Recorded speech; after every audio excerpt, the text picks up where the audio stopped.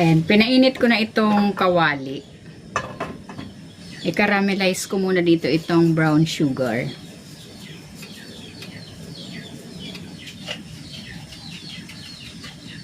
Kung hindi ka pa nakapag-subscribe sa aking channel, please subscribe at i-click mo na rin ang notification bell para lagi kang updated sa aking latest recipes.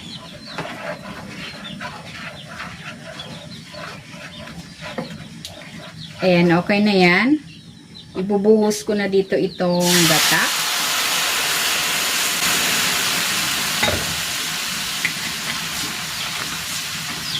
Then, hayaan nating malusaw yung ating sugar.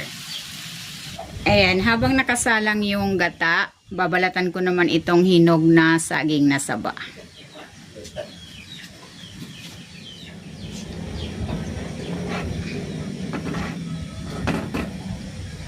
Ayan, maglalagay ako dito ng pandan leaves para mabango.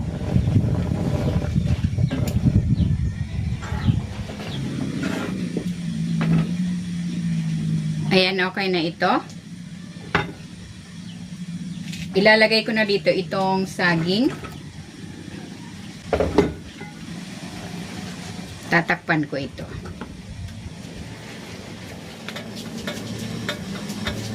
Ayan, ito na yung saging. Luto na. Ilalagay ko na dito itong sago.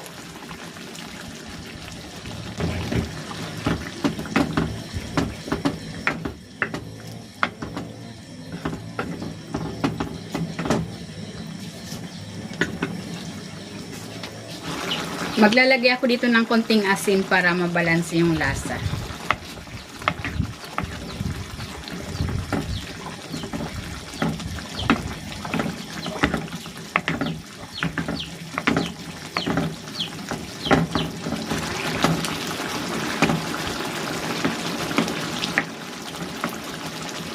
Ayan, luto na itong ating sweetened saba with sago. Hahanguin ko na ito.